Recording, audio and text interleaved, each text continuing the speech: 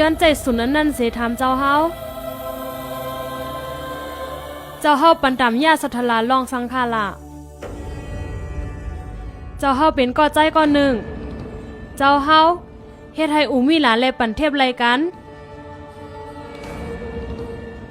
ญาสัทลาก็ฮักเจ้าเฮาเป็นสังอำวนป้าตามันนั่งคาละเฮาก็ตึกใจเยาปีเหล่าซิกาตึกใจลองสังละพอปีอายไปเตนาเฮือนน้องใจซ้ำเตเตียวอันตั้งไรจังหีเจ้าเฮาตึกลัดถึงปีอ้ายก็อันเฮ็ดต่อผู้หญิงเหมือนตั้งเลนอันนึงนั่นค่ะ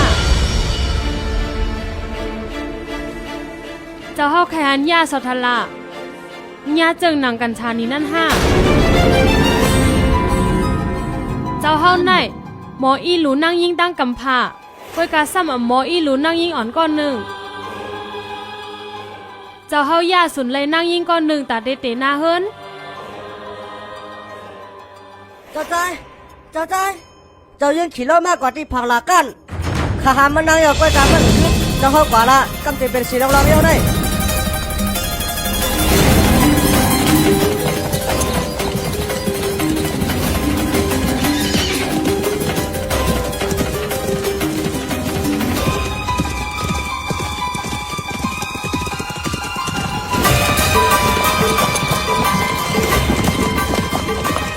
โคบาเจ้ายิ่งยาชอทาราก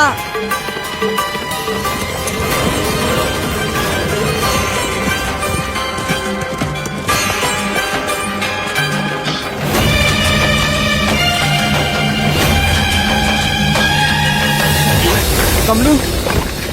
สูเตสังหลานในโคบาบ่สูเป็นกว่าสิลองลูซัมเป็นสังล่ะคุณหางเฮาอันสูปันนั่นแต่เป็นตีไม้ต้องอันอ่ำมีวันตายตอนตาเฮานั่นยังโคบ้ามใจจังนั้นหางปันในเอาลินเฮ็ดกล้วยมันอ่ำมีเจอมันอ่ำหมอหักเข้าขึ้นกล้วยกะโคบ้าได้หักเข้าหางปันในมันอ่ำมีเจอกล้วยกะโคบ้าได้ตายต่างทางหักไหลโจกาเฮาไปเลยเข้าโฮมปังเข้เข่งในเฮามีลองหนึ่งเคยถามสูจ่องสูเตใกล้ตอบความถามก้นใกล้ถามเจิงเฮาหือจ่องสูเตเป็นนางเมสิทธัตถากตมาหือ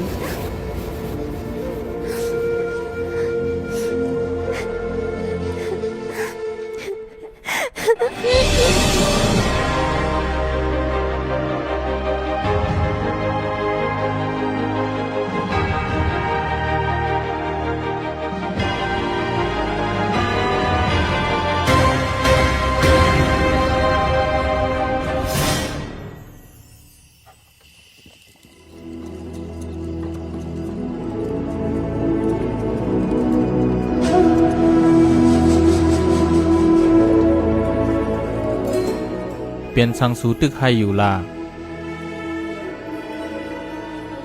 เฮายามว่นว่าปอสู่อำหูไรตั้งเฮานั่นรู้แต่เป็นเจิงหือ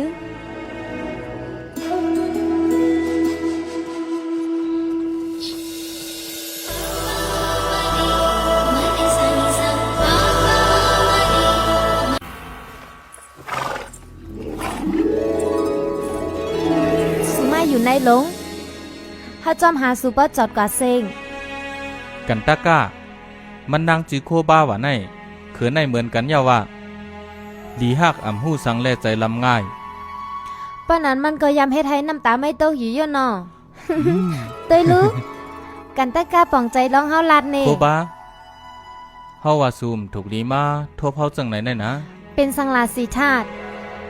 ก็เฮาฮักสูลูด้วยกาปอสูตึกเฮ็ดปังเข่งเลิกกูอยู่นะพอเฮามาทบกันเมื่ออ่ำไปเป้ปังเข่งในเฮาเตเป็นก้นอ่ำลีในสายตามันเจ้าพอเฮาก้อยเป็นก้นอ่ำลีก้นยิงกูก็ตีในเมืองเฮาในเปิ้นเลิกกูหังก้อยไล่กูก็ก้อยกาอันเฮ็ดปังเข่งในเขาหิมเอาสุนไล่สุนเป็นเฮากว่าสีธาตุ เฮาเลิกสู่เป็นก็กูเย้า เฮาอำเอาศูนย์อันในปันไผไล่ช่างเหย้าอำว่าสูเตเป้อำว่าสูเตก้าน